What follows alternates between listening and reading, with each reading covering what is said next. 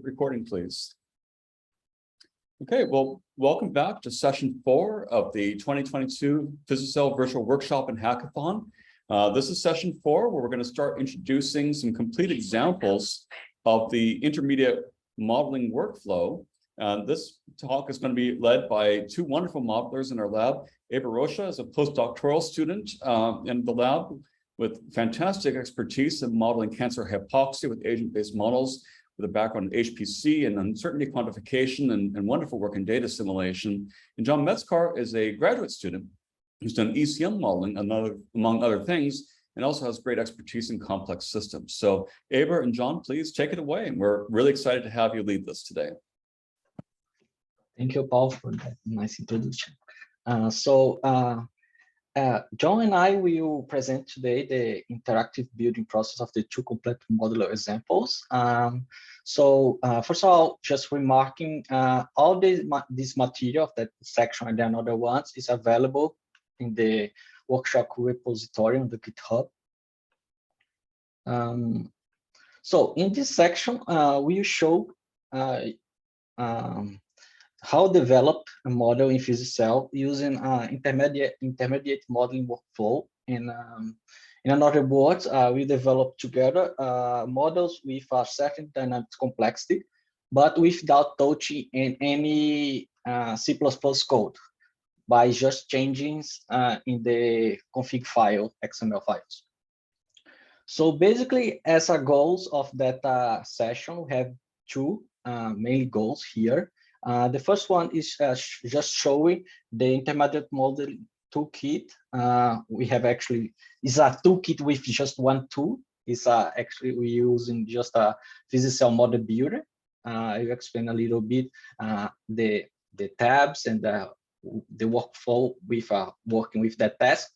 And in the part of the demonstrate the building process of the models. In that process of the building the models, we will cover and revisit some topics from the PhysiCell structure, some topics mentioned in the previous sections, as and Anika, Furka, and Paul mentioned in the sections, who we have visited some as creating a simulate domain, creating a substrate, and talking a little bit about the normal boundary condition, the risk boundary conditions, creating a cell definitions, constraining cell interaction behaviors by changing the cell secretion, cell take, cell birth, death, cell cycle models, motility, chemotaxis, phagocytosis, mutation, and transitions, so on.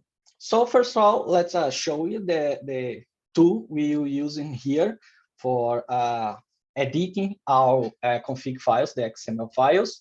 We're using the PhysiCell Model Builder. It's a graphical user interface application to make easy to edit XML files.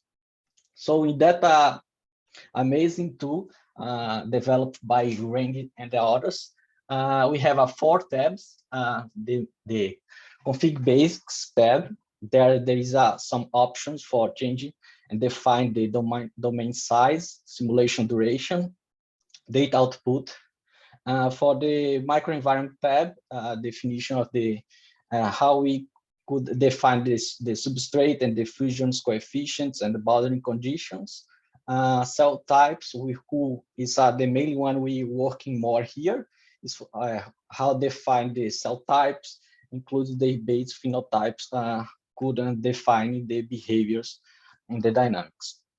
And the last one is user parameters. That one we don't using much here, just to change parameters, because we need, when you develop a model, you need to looking at the parameters. This is one topic of the next, I think the section 6 or 7, while we're talking about when include the C++ functions. So this is the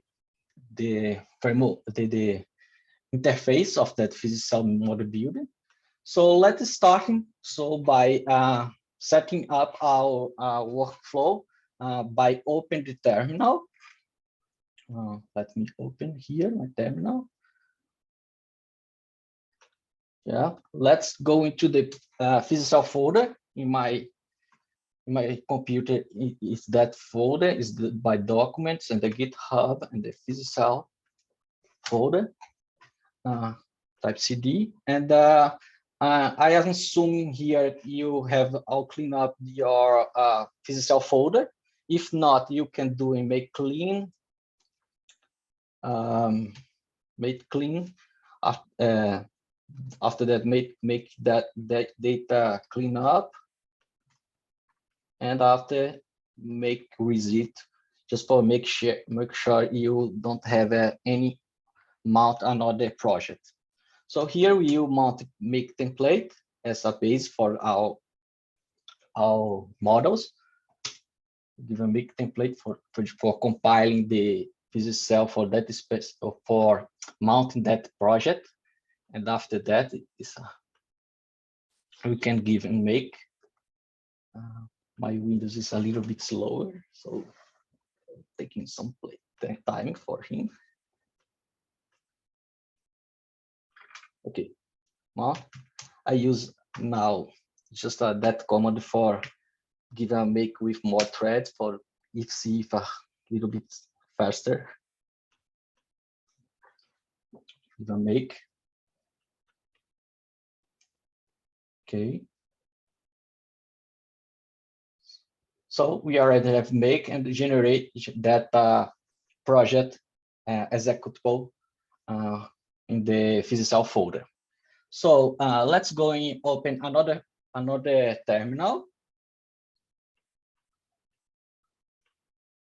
The PhysiCell folder, and let's I am assuming here you have a PhysiCell folder and the PhysiCell model builder this side sharing the same directory. In my case here they are in the GitHub repo.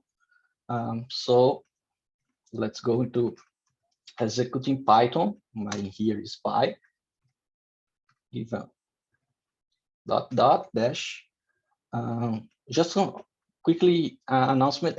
I'm giving that comments here for Windows, but the Linux and the OS X is the similar way. Just change the backwards for the forward slashes.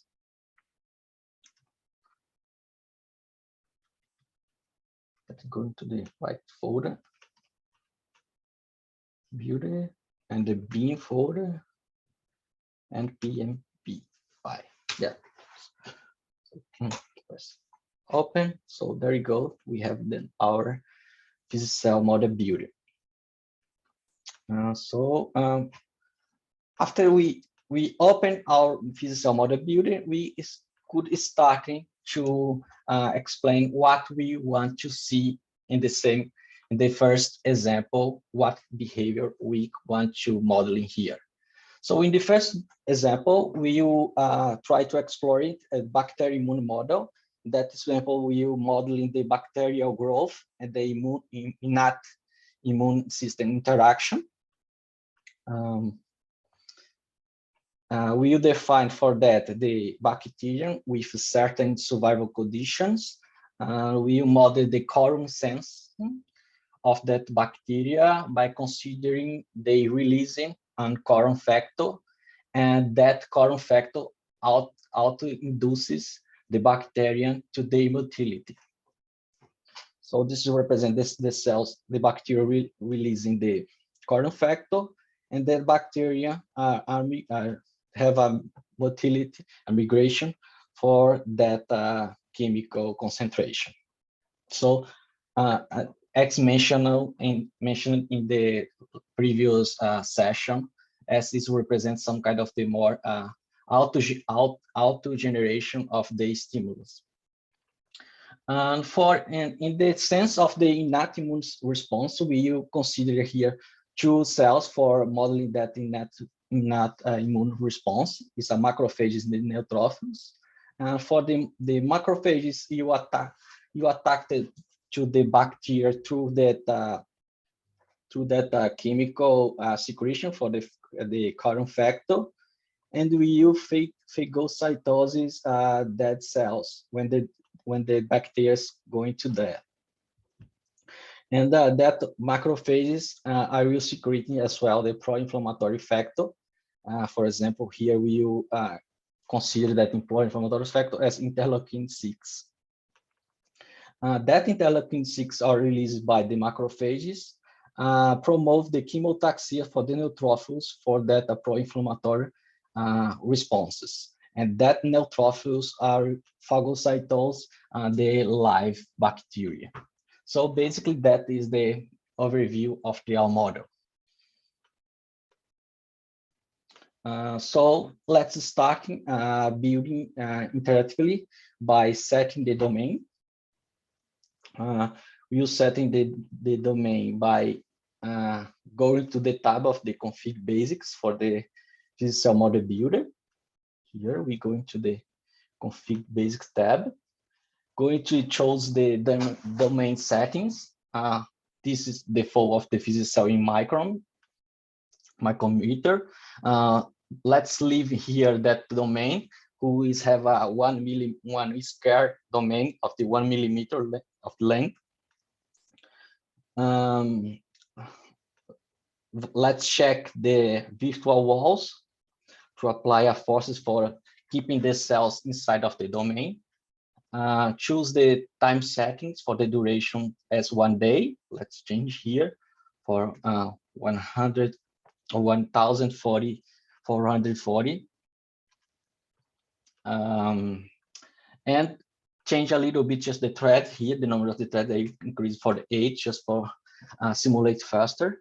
And let's change as well the range of the saving the files. Here the SVG range. Here is the full data range. So let's keep the same one because we want to see the substrate values as together with the cells. So for plotting the substrating side by side with the cells, we need to keep in the same range. So let's go for the next step. Once time we are already defined the set of the domain, we can adding the diffuse substrates. So for adding the diffuse substrate, we can go to the tab for the microenvironment, give a double click in the substrate, rename it for the corn factor. After that, let's setting the diffusion coefficient as 1000 and the decay rate as 1 per minute, giving us around the 32 microns of the diffusion length scale. Set the initial condition equals 0, it's already have, and let's disable the duration condition. When we disable that duration condition, I'm saying here we are considering the flux 0 in the boundaries using the normal condition here in the boundary conditions. Let's going forward for our building process. So let's creating another substrating. Let's select the core factor and click and copy. Here we can double click in the substrate 01 and rename it for the interleukin-6. And let's leave in the same thing as a quorum factor, the same coefficient and the same decay rate, and using the Neumann condition. Let's adding the bacteria now, the cell type of the bacteria. For that, let's go into the cell types, give a double click in that default type of the cell type, and rename it for the bacteria. So now let's change the cell cycle mode. Here in the default, that template project is a flow cytometry separated. We have 4 phases, and here we have the main time of that phases. Let's go into one more simpler one, is a live cells. And let's setting the cells keeping in that keeping without proliferation around the 600 minutes. So this is around 10 days. The cells keeping with no 10 days. It's a 100 hours without proliferation in the meantime. So let's go ahead for the next topic, for the death behavior. Let's setting a low background of the death, going to the death, and set the death rate equal 0.0002. It's giving around the 3.5 days and the middle time for the cells dying. And going to the mechanics aspects of that bacteria. Let's consider that bacteria don't have adhesion between the bacteria. They just following kind of the collective behavior of that migration process of the quorum sensing. So let's go into the mechanics and setting the cell adhesion strength equals 0. And the set motility as well. For the motility, we consider here the bacteria will follow the quorum factor, and we will consider the speed equal 1. That's that equal 1 micron per minute. The persistent time we'll set 5 minutes for bacteria keeping the same mailing directions before the change of the direction in the heat process catalyzation of the motility. The migration bias 0.5. Let's give it the 0.5, and let's define the chemotaxis and the towards direction of the quorum factor gradient. So that is using the basic chemotaxis. We could define the substrate here, what's the cells, the mainly direction of the motility, will define it. We can define if that the substrate, if in the towards directions, that many directions, according actually with that migration bias as well. In the process of the advanced chemotaxis, we don't change here, but after that we can talk a little bit more about that.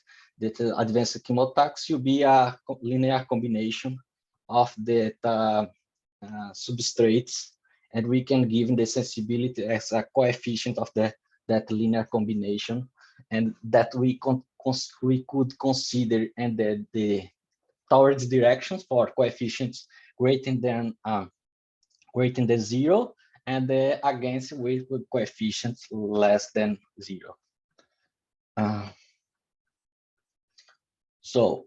Yeah, let's define, check on the motility. Let's make sure checking enable the motility for that direction. Check enable the chemotaxis as well. And that we have selected the quorum factor and go into the towards the gradient of the quorum factor. So let's go for another tab now for the define how the secretions of the quorum factors in each bacteria works. So let's go into the secretion. Let's consider we can choose here. Once time we select the cell type, we can go into the tab of secretion and change what's the substrate we want to choose for change the secretion rate, target, uptake rate, and the net export rate, as Furkan mentioned earlier. Here we will select just a quorum factor for the bacteria, setting the secretion rate equal 10 and the target equal 1. That target means the saturation of that quorum factor in the microenvironment. So let's going forward and go into the user parameters tab, and change here the numbers of the initial numbers of the cells for each type of the cells in the domain. So basically here we given some numbers of the cells you place in the domain randomly for each type of the cells. As we have just one type of the cells, the bacteria, in the initially you sampled 100 cells in the environment. So let's save that config file. Let's use and save as. Go into the PhysiCell folder, go into the config folder, and save as PhysiCell settings -x example1 underscore example1 .xml. I have already saved here. I just replace it. And going now to the PhysiCell folder, and we need just run it by in the Windows. We give the actually it's a project executable, and we can give the config file path. So it's in config PhysiCell x1-1. So we can run it.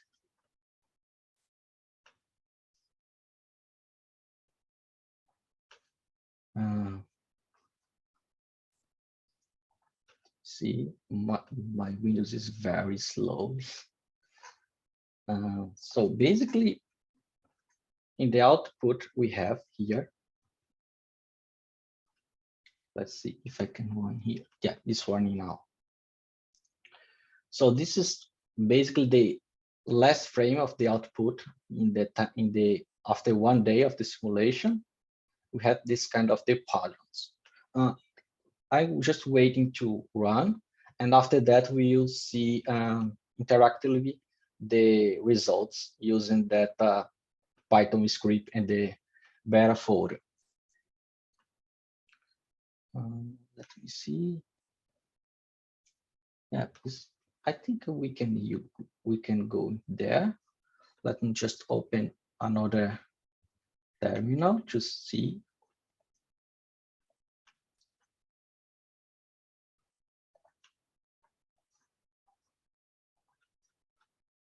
Okay, let's go and given that that command Python here is just finding my computer, given the path beta logging data. Then you give data scripting automatically you read the output folder. So we can see here the initial condition with a 100 cells sampled randomly in the domain. We can see here the different substrates, the quorum factor and the interleukin 6. Here in the time 0 we consider the condition, the initial condition equals 0, so not haven't changed. In that arrow we can go into passing advance by 1 frame. We can go to the next frame. Here we can see the bacteria secreting that quorum factor. If you change here for interleukin 6, you can see don't have anything because we don't change nothing about the interleukin 6. And we can see by playing here, by clicking the button play, you can see all the behaviors in the evolution of the dynamics. you can see just the cells, the bacteria proliferating and are grouping according to that quorum sensing. So that is the first step for for building our complete example. So let's go into return to our example and adding now the macrophages and that dynamics. Now we have just the bacterium secreting and quorum factor and proliferating. Now we just adding the macrophages, and the macrophages are attacking by quorum factor, and you phagocytose the dead cells, and they release as well the interleukin-6. So let's see. Let's go return to the PhysiCell model builder. Stop where we going. We can return now to the cell types tab, select bacteria, click and copy, or make one copy of that bacteria, give a double click and the bacteria, and rename that for the macrophage. In macrophage, let's go into the cycle and change that duration of the cells in the live cells for the 99. It means the macrophage don't proliferate in that model. We're setting a very huge rate for doing the process, the proliferation. Let's go to the that tab and setting the apoptosis to equal 0. That's mean the macrophages are immortal. So let's go forward to our process. For the mechanics tab, let's consider the relative maximum adhesion distance. Let's increase a little bit. This means the macrophage could interact more in the one region, greater region than the bacteria. Let's set by 1.5. That is a multiple from the radius of the macrophages. Let's go in now to the motility process of the macrophages. Now we want to the macrophages have a chemotaxis intolerance of the quorum factor, and similar to the bacteria, but here they are less responsible for the quorum factor, just defined by 0.25. It's a half of the sensibility of the reading that quorum factor by macrophages.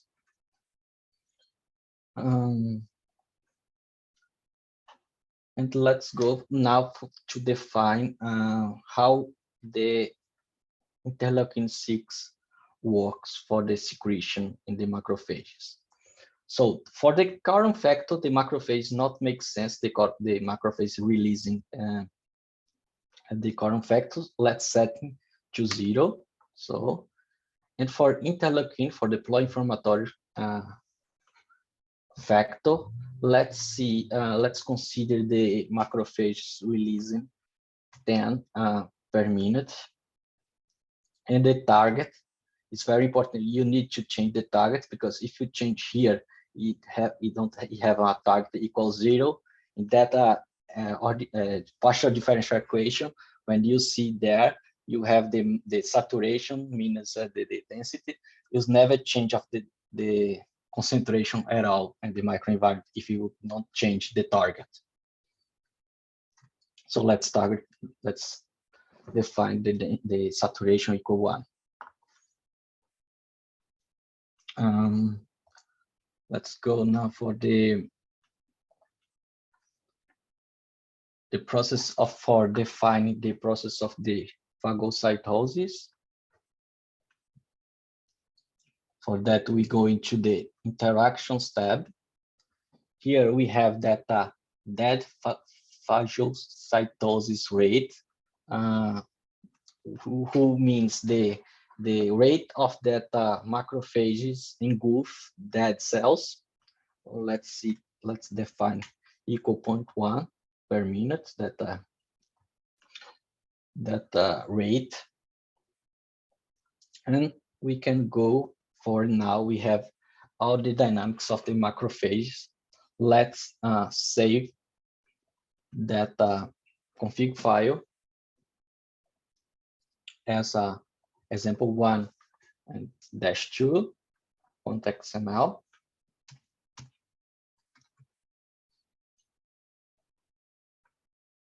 Let's replace it.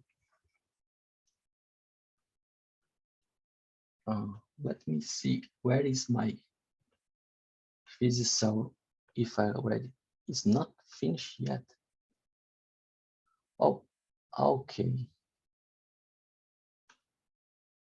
Actually, I think I set in more than 1 day. I set in 10 days, I think. So I need to change it. Okay. Let's set just 1 day and save it again.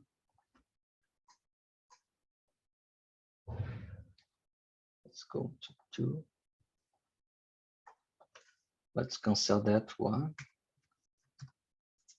Clean up the screen, and let's run that step 2 for that example. Let's see if now runs faster than before. So basically, in that example, I have here already the outcome from that example. We can, let me see if I have. I can close that old one. Let's using the Python plot script again to see. Let me see if I have already. Yes, I have some times to see. So we can using again the same command to see the plots. So here we have 100 cells of the bacteria and 100 macrophages. By red represent the macrophages. Another thing you could notice as well, for the purpose of the see what color represents what, as Paul mentioned earlier, I'm just remarking that you can go into the PhysiCell repository, the folder, go into the output and see here that legend.svg file, and you can open it. And here there is the right legend according to each type of the cell. Let's return to C. Now we have let's go into the next step for 1 hour. We can see here the bacteria releasing that corn factor, and if we change for the interleukin-6, you can see here the macrophage release the interleukin-6. So given play, we can go and see what's happened. So we basically the macrophages are engulfing the dead cells. Oh, I don't know what happened here. Probably is some kind of the cache issue.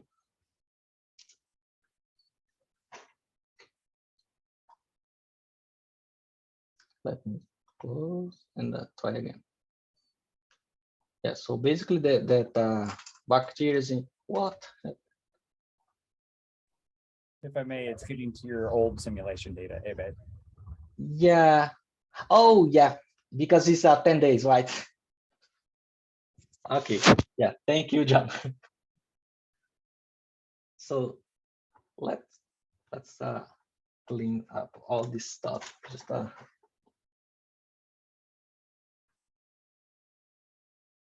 Yeah, so basically, let's go for it. It's not have anything interesting to see that behavior. Let's go forward in our example and include the neutrophils to make the things fun. So let's add in the neutrophil now in our model by going to the PhysiCell model builder. We go into the cell types, select macrophages, copy, give it a double click, rename it for the neutrophil.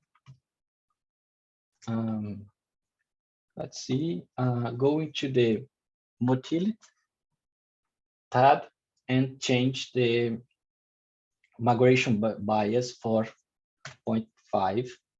And now it's not in the column factor direction, but will be in the interleukin-6 direction. So yeah, there you go. And then go into the next topic. We can go into the secretion. In the secretion, we will choose interleukin-6 and setting 0 now, because neutrophil you want secreting anything. No pro-inflammatory factor, neither current factor. Do not secrete anything for the neutrophils.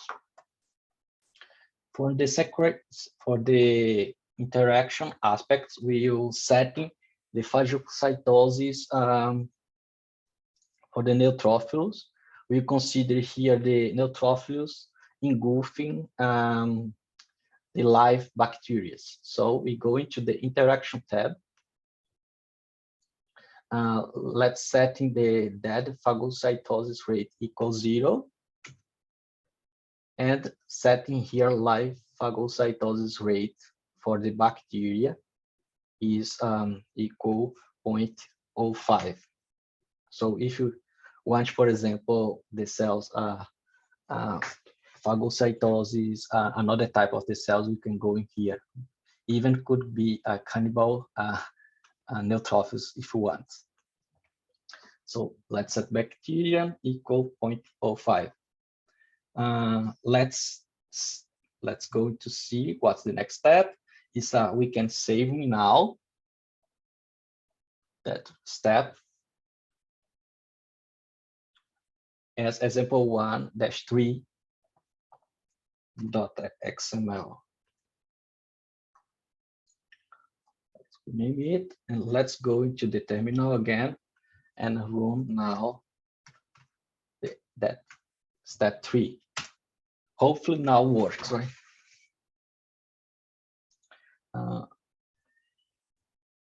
Yeah, so now we can go into the see in the PhysiCell in the output folder. What happened? Yeah, there you go. It's just my Windows is very slow. So we can go into the legend and see here the right legend for the bacteria is the gray ones, the macrophage is the red, the neutrophil is the yellow one. Let's go and run the script to see the results. Okay, let's go here.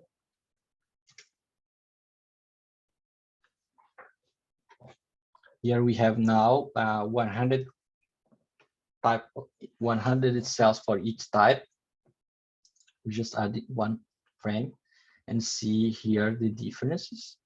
And now the macrophages are going to the chemotaxis direction of the column factor, and the neutrophils, the yellow ones, going to the towards to the chemotaxis according to the interleukin-6. So let me see if I finished that execution. Not yet. I think just missing just more one step. Yeah, there you go. So we can go and see what happened in all the dynamics. So basically, the macrophages are going to the direction of the the neutrophils going to the direction of the macrophages, and the macrophages are going in the direction of the bacteria. So that is not expected, actually. I think I missed something in the definition, because I was expecting the neutrophils killing the bacteria.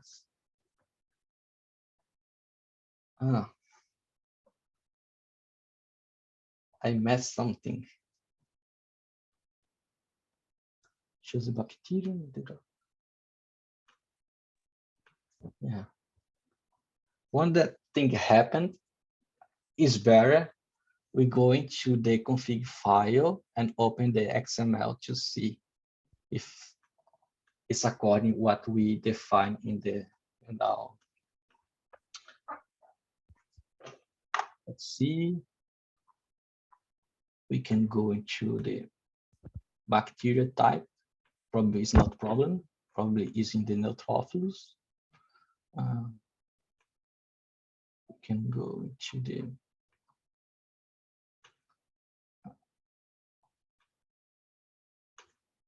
microenvironment. Okay, cell definitions. The bacteria. That's what macrophage is not the problem. Let's see neutrophils. Yeah, we have here the life cell cycle. The phase duration is they keep without proliferation. They don't die. Necrosis is not heavy necrosis. Volume is not changing nothing. The mechanics, the adhesion of the mechanics. Oh, probably is the adhesion. Let me see if I. No, in my example, is not having the adhesion strength as well. Let's see. Okay. Motility, speed 1, persistence 5, migration by 0.5, enable truth, Chemotaxis truth, the direction of the interleukin 6, towards direction. Oh, I changed the, I didn't change the accessibility of the chemotaxis. Let's go into the cell types, neutrophils, motility. Oh no, I don't actually. No, I'm using the chemotaxis, usual chemotaxis. Yeah, it's not advanced. Yeah, it's true. Okay, that works. Secretion. Yeah. So yeah, let's go to the forwards. After that, I will check, and I can put in the gutter or in the slides what happened here. Let's go forward because of the time.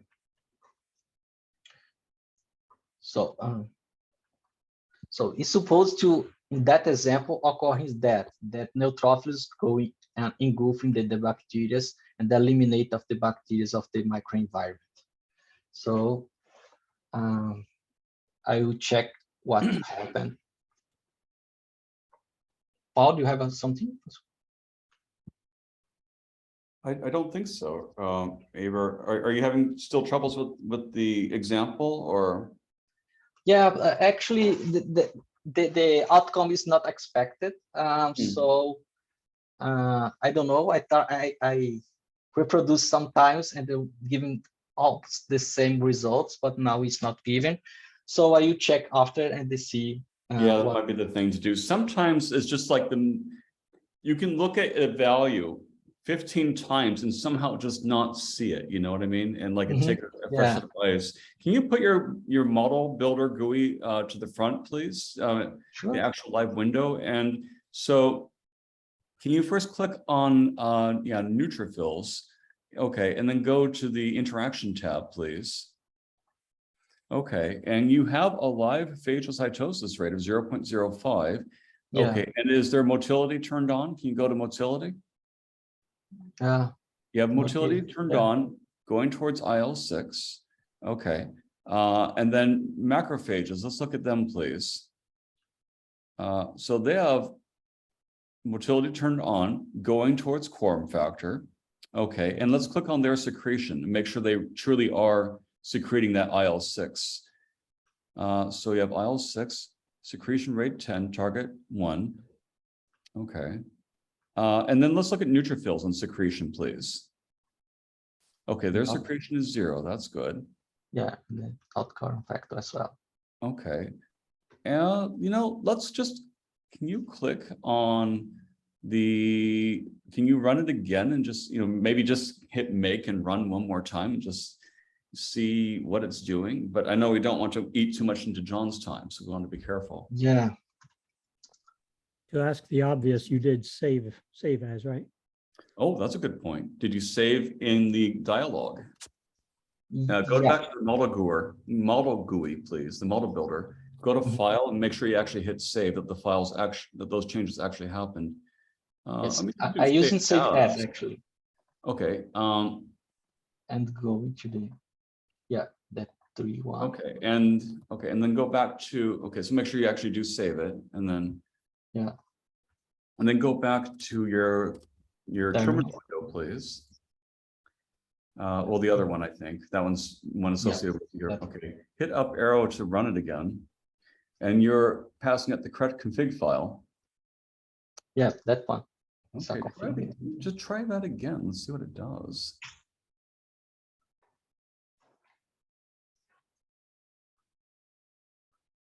I'm surprised to see it running that slow, booting up. Yeah, I don't know why it's so slow.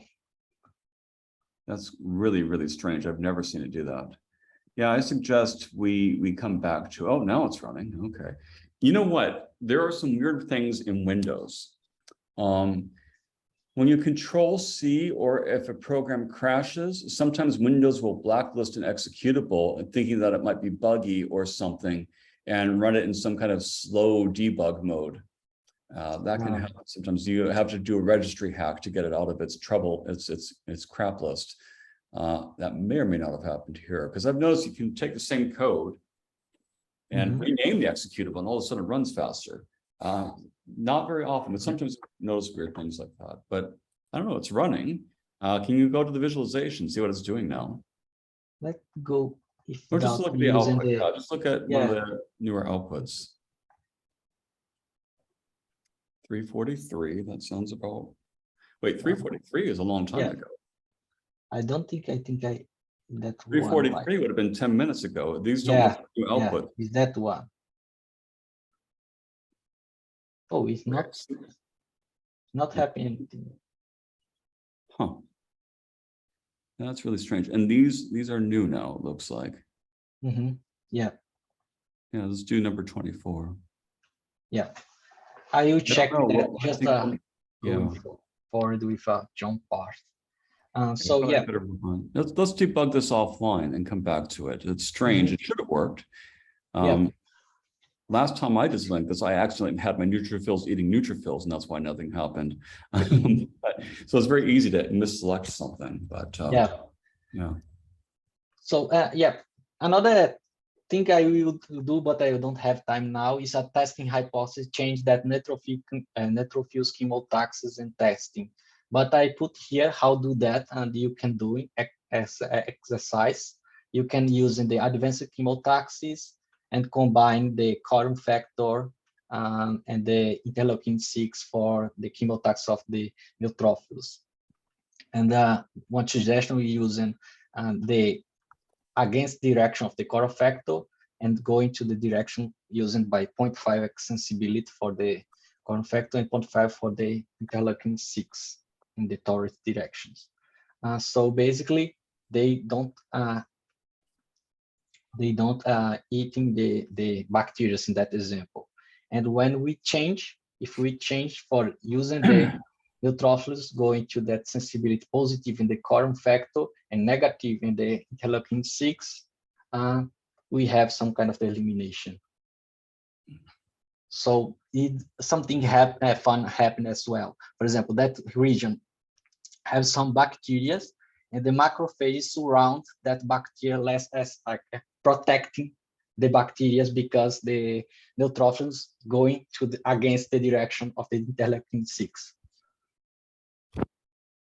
So yeah, so going forward to the John example, please John, take over.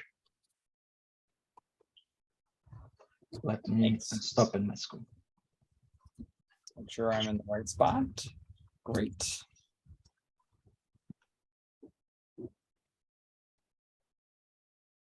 Okay. Great. All right, so my slides are up. Rearrange my screen a little bit.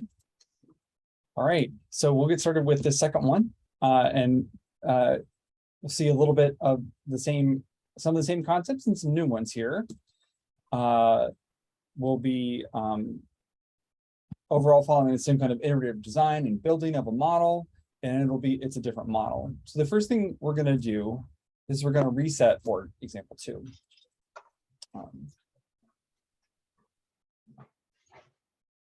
To do that, you want to go actually to the model builder. I went straight to the terminal. We want to go to the model builder, which I already have open. And we're just gonna, you don't need to recompile. In this case, we can go straight to the PhysiCell model builder folder, then open up data, then find the template project, and we'll be back at the original XML that Eve started with at the beginning of the session. Then to make sure, just to make sure that we don't accidentally visualize data from the previous runs, at least not unintentionally, we're going to run this command make data cleanup, and that will remove the entire output folder and then remake it. So don't put any, hopefully you have nothing. If you run that command, make sure you have nothing that you don't want in that folder. Great, now we're ready to go with this next model. So this is a somewhat similar model. In this case, we're thinking of it as a tumor cell model. So we have two cell types of tumor cell types. We have a wild type tumor cell, and they proliferate, apoptose at a constant rate, and secrete a tumor factor. And then they will randomly mutate or transition to a different phenotype, a mutant phenotype or mutant cell. Those cells have random migration, so they're able to move. They're less epithelial-like, if you will, at the cost of slower proliferation. They also secrete less tumor factor, are less suspicious, if you will, to the body. And then if we have time, we'll go over how we can make a macrophage that can kind of clean up the dead cells. So, as mentioned, we're going to be doing this iteratively as Ebe was doing. So we'll start by setting up the domain.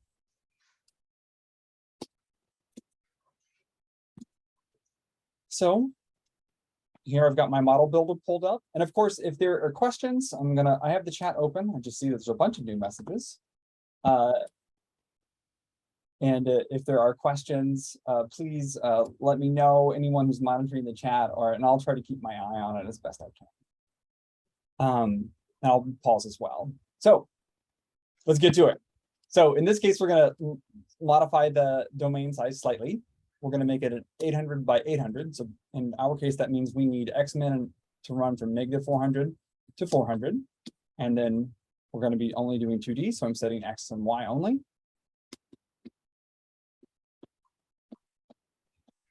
And we want virtual walls on to keep the cells from leaving the domain. We're going to run this a little bit shorter than the default to only 4 days, keeping our time steps all the same. And then to help visualize the motion of when we do add the randomly motile cells, we're going to have outputs every 15 minutes, and in order in particular for this demo, so that we have a matching between the chemical microenvironment and our cell positions, I'm going to have a full output every 15 minutes as well. Great. And then my next instruction is to save. I know that's not how I wrote everything, but this is so I don't accidentally modify the template project. So I'm going to navigate to, so obviously I'm assuming that you're already still set up from the last time, that you still have PhysiCell ready to go and that you have the model builder open. So now I'm navigated to PhysiCell and then to the config. And unsurprisingly, I have some very similar file names that I'm just going to overwrite. So I'm saving this as example 2.1, if you will. I'm going to replace it in my case. It'll be new for you. Great. So now we're ready to add the diffusing substrates. And in this case, it's just the one. So in Model Builder, to do that, you go to the Microenvironment tab and double click on, or in my case, I can hit Enter after I've selected it.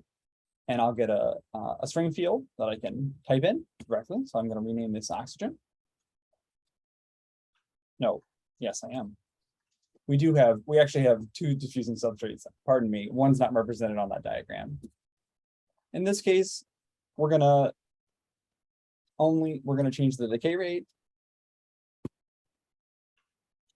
The diffusion coefficient remains the same. We're going to set our initial conditions to 38 millimeters of mercury, and then a Dirichlet boundary condition or constant value boundary condition of 38. What that means is that our substrate, in this case oxygen, is going to flow in from the outside of the domain and the simulation will maintain a constant value at the boundaries of the simulation, in this case of 38. Great. That's to represent physiaxic conditions. Now we can add our more, if you will, simulation specific substrate, the tumor factor. Great, I just hit enter to get that set. We're going to change the diffusion rate, so it's going to diffuse a little bit, a lot slower than oxygen. And we'll keep our decay rate at the same, giving a 100 millimeter micron diffusion length scale. And in this case, we don't want any initial conditions because we're going to have, as seen in the diagram, we're going to have the cells do this, not it's not meant to represent a physiological condition in particular. And then for the same reason, this isn't being delivered to the simulation, if you will, by a blood vessel. It's being generated within the bounds of the simulation. So we want the boundary conditions to be unknown conditions. All right, we've got our diffusing substrates. Next, we can add a cell type, and then we'll be able to run something. We'll be able to run it and get some interesting output.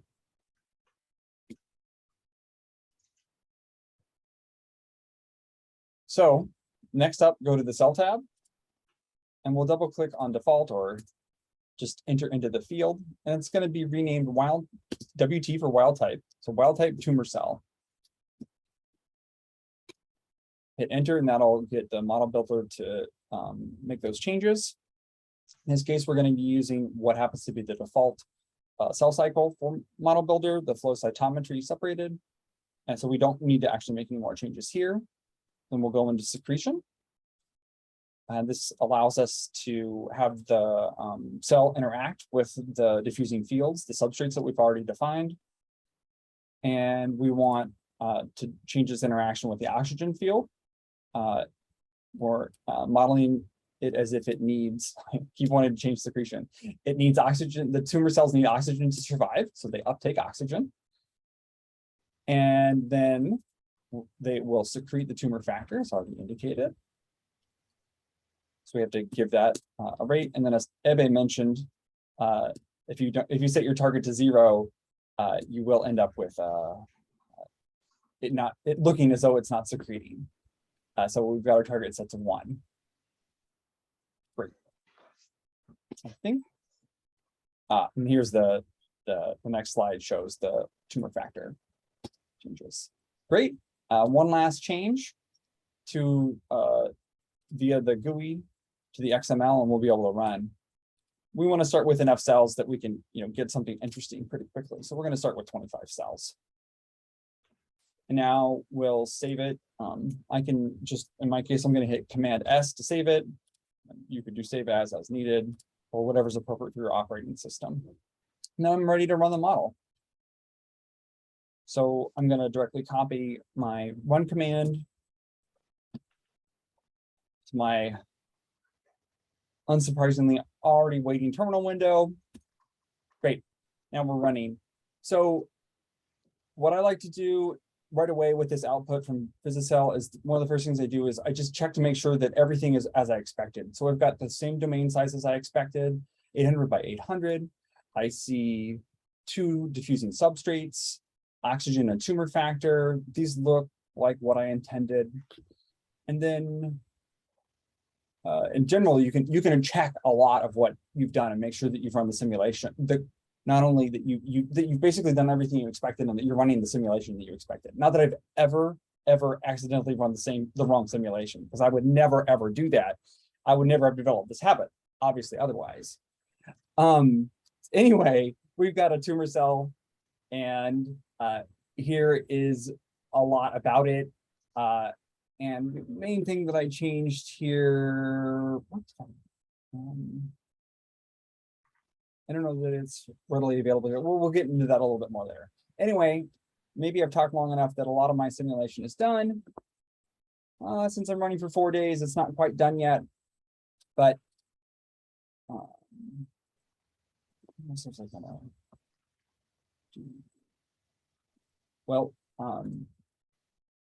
next we'll go to the results. And so to visualize these, I'm going to use the same tool that Heber was using, this plot data mechanism. So that's another really important thing to do as you build these models, is that you need to verify that well, it doesn't need to go all the way. That you have everything that you expected. So by visualizing that, we'll be able to see right away if something is missing. As Heber unintentionally demonstrated, we found out right away that something was a little off. So here I'd say that might be about, they're in gray. It's a little hard for me to see here because of, well, that's just me. It might be my monitor. But I see approximately 25 cells, let's say. And I'm looking at oxygen. It looks as though maybe my, and I can look into this. This says this is oxygen. I would have expected it to be higher. So maybe I messed something up. I'll go back and look at that. And then I've got tumor factor. This looks exactly as I expected, where the hotter colors, if you will, in this color map are around, the contours are around where the cells are. And then let's go back and look at this, make sure I didn't, I need to look at oxygen. I'm going to verify that I have the values that I expected. So John, if I could interrupt briefly. Yes, please. The first time you went through the model builder, if you go back to well, I guess you're there, the boundary conditions, your checkbox, the first time, for whatever reason, you had the sort of global checkbox checked. However, the individual boundaries were not checked. I see. And you save that. I'm halfway betting that if you save it again, it will be what you expect. Great. Let's do that. And I fiddled with that toggle just kind of nervously. And I think I saw what you saw and I just didn't catch it. All right, that's certainly enough data to determine if we're got the diversity boundary conditions as intended. Great, this looks appropriate. Now we see the warm values in our contour plot on oxygen coming from the perimeter of the simulation. And as the oxygen penetrates in, there's decay as well as uptake, removing it from the simulation. Thanks a lot, Randy. That's really helpful. So we've now completed the first step and verified that we have expected behavior in our 3 main simulation elements, the 2 diffusing fields and the 1 cell type. So let's add the mutant tumor cells in and test that they have the properties that we expect. In order to do that, we're going to go to probably just, we don't accidentally keep going to that. Great, now we can follow our instructions for our model. We need to go to cell types. We go to the wild type tumor cell, copy, select that copies all the values, the cell definition.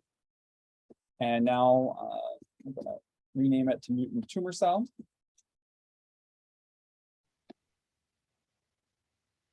And in this case, as mentioned in this model, while it does have some enhanced motility, that comes as at a penalty of lower proliferation. This is really similar. You may have noticed this is a very similar kind of setup to what Furkan was demonstrating earlier with the cell cycle. So you can this is really applying what he covered and what Anika covered and Paul covered earlier. In this case, I'm messing with the cell cycle. The next, we're going to make them motile. So I go to motility. Going to leave my cell speed the same, increase my persistence time. This means that they'll change their velocity or stochastically approximately every 5 minutes.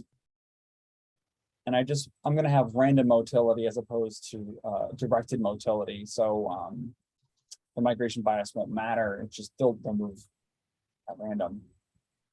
Great. Then finally, they have a little bit of, if you will, immune evasion. So I need to change how quickly they secrete the tumor factor. And we're going to change this by a lot. It's 100 times less. Great, I think I'm ready to save.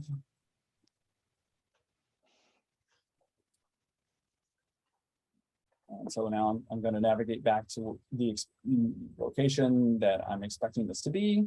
PhysiCell, config, and then this is my second save. Yes, I'm going to replace. Now I'm going to run the model.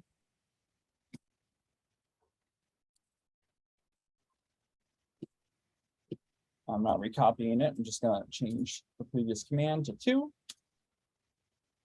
Great. Now we should see some difference in the initial PhysiCell output, the header output, if you will, the reporting. All right, so we didn't change our densities, but we did change, and now we have a cell type and change.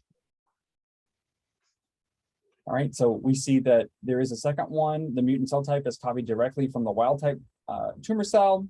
We can look at a couple of its properties. Make sure that it took. All right, we've got motility enabled. That's the main thing that I wanted to see here. Great. So what I'm going to do here, actually, let's see. I think I'll plan on. I'm going to explore this with our without using the visualizer. In this case, I'm going to look directly at output. I found the beginning of my now I see in preview, I see that directly from the SVGs, I see I have 2 cell types this time. There's a red one and a gray one. As Ebe mentioned, you can go to the legend and see, now we see that the gray is the wild type tumor cell and the red is the mutant type tumor cell. And I'm just using kind of like, I'm hitting S, and that's how I navigate quickly to the beginning of the snapshots. What I really want to verify next is that my, again, I'm looking to verify that basically the red cells are moving. And just by scrolling through slow enough for the preview to render, I can see that the red cells are moving. And they don't seem to be going in any particular direction. So they're moving randomly. So our cell, I think in this case, we've had success. I'm going to return to, I guess I may as well let that run. And in particular, if you let that finish out, what you'll see is that there are many more gray cells than there are red cells. And that makes sense, right? Because we've decreased the, we've increased the proliferation of the G0, G1 phase and the flow cytometry cell cycle model. So, of course, that as one would expect, there are more gray cells. Also, in this last image, you can see that the red cells are maybe in triplets, or maybe in pairs, maybe by themselves, whereas the gray cells are all in clumps because they're not moving. Now, maybe the last thing we'll do, we'll see how time goes and how the conversation goes. But in particular, I want to illustrate adding this transitional arrow where the wild type cancer cells go to a mutant. It's actually really, really straightforward how to handle that, and enables, and as straightforward as it is, it enables an awful lot of capability. So we go now I'm back in the model builder. I need to select the wild type tumor cell, go to the interactions tab, and transformation rate. And of course, I don't want it to although it's not indicated. Yeah, so from the drop down, I choose the mutant tumor cell, and I'm going to set my rate at 0005. We save this, do a save as to capture that change. And I think hopefully we'll find a slightly different result, because in doing this, we're in essence adding another arrow to the population of mutant tumor cells. Apparently can't talk and look at the same time. There it is. Great.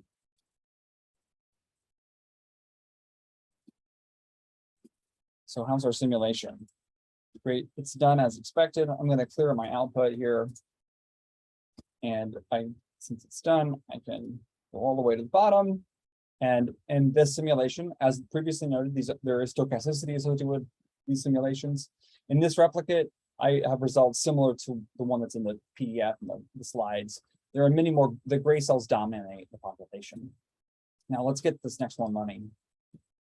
I'm going to hit the up arrow. I've got my XML example 2-3. And I'll let that. What I'm hoping to show here are two things. We've got the transition, the differentiation, if you will, or the mutation of one cell type into another type. So hopefully we can catch one of those events as we look through the preview.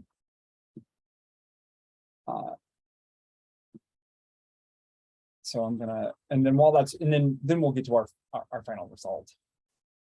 I had to be careful with this simulation to not have it be the transition rate be so fast that that the wild type cells just take over immediately. The more cells we have, the faster, the more likely we are to see an event. As has already been discussed, these are stochastic discrete events, but but if you have more opportunities for the events, they're more likely to happen. I see birth and death. That if you watch this cell down here, you'll see it divide. They're just divided. But I know this makes for riveting TV as I scroll through here. I think in the interest of time and me not just scrutinizing my screen, I suggest that you do that yourself. You will be able to, you will see one of the events happen. Let's see where we're at. We're not done with our simulation yet, but here's a previous time point. This is at 3 days and 9 hours. The example that I have in my PowerPoint is from 4 days, are the 2 points of comparison. We could already take a guess here that things are going not super well for our gray population, that overall the population as a whole, our gray subpopulation, overall the population as a whole is transitioning, if you will, to this more aggressive motile phenotype or mutation. So I guess I'm going to ask my collaborators here on the call if they'd like me to proceed with showing the macrophage, which I could probably do in about 10 minutes, or if we want to do any questions. Does anyone, or if there are any standing questions, I've run through this fairly quickly. So any comments from my colleagues or any questions from the audience?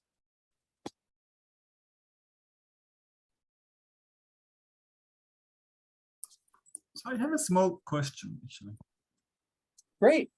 Hope I can help.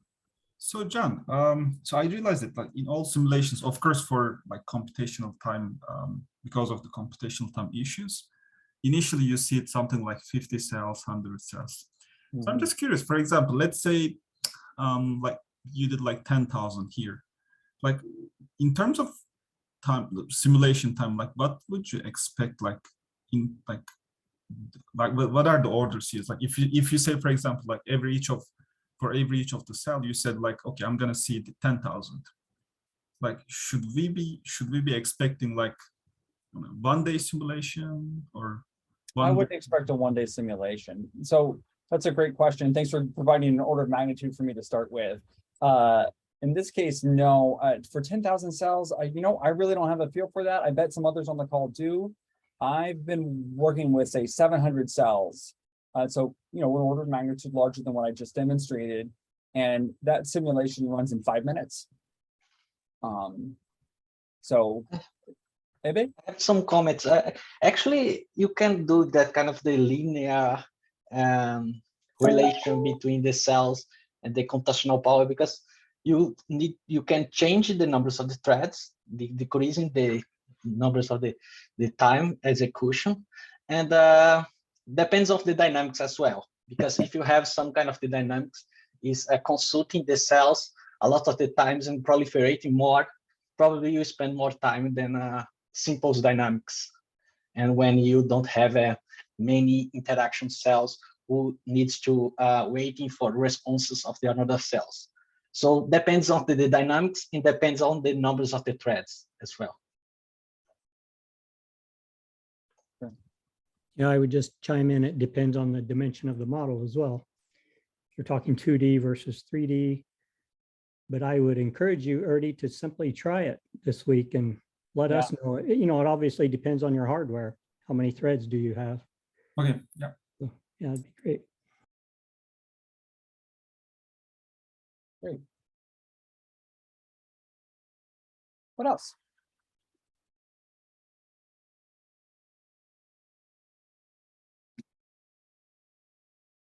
All right. I guess I meant to pause a little bit longer before I started to talk. We all know how it can be difficult to wait. Let's see, lacking another barrier to this. Let's see. Yeah, great. Let's see this work. Okay. Go for it. All right. Thanks for the encouragement, Julio. So we're going to add macrophages. So to do that, this is actually the longest one in mind. We need to create a new cell type. So I'm going to use this whole copy thing. All right, great. It's got a default name that isn't very descriptive, so we changed the name. And now I'm going to go through its properties. So we're going to disable cell cycling all together. The way that I'm going to do that is a way that Furkan suggested previously. I'm just going to make the durations really, really high. And so it effectively will not cycle. And then if I make it fixed duration, we know that my simulation is not going to run that long. Now we're going to disable apoptotic death. We think that these are long-lived cells. Death. Great. So we set our death rate to 0. There we go. I like that much better. Now, this is, Ebe had a different way of handling how you might think of a macrophage. He increased the relative maximum adhesion distance. In this case, I'm doing the same thing as him. I decreased the cell adhesion strength to 0. They're mesenchymal, they're not sticky. And then I'm going to make it so that they can get, in essence, kind of get closer to cells by reducing the repulsion strength.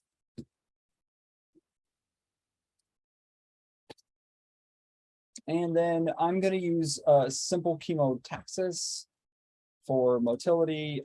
If I had more than one, I'd love to demo that, but I don't really have more than one substrate for them to chemotax to. So anyway, I'm on motility. I set my migration bias at 0.5, which is the default. And then I have to make sure that, okay, good. It inherited the enabled motility from the cell it was copied from the mutant tumor cell.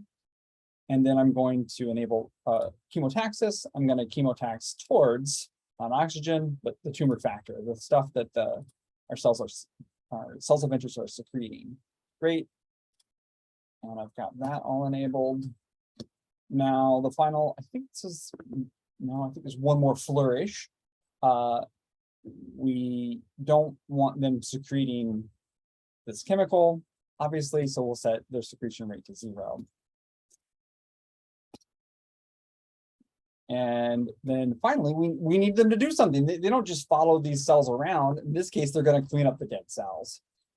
So we get to demo the interaction.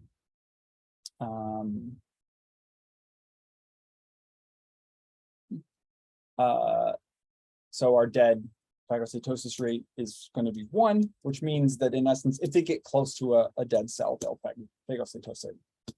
And the next command will tell me to save. I'm going to just go ahead and do that now. Then get us running. I have too much in that directory. I think that every time I have to scroll through there, but it is what it is, right? Okay. Great. Now I'm going to run this. Oops. So, I don't know why my terminal is doing that right now. It's been doing that all day.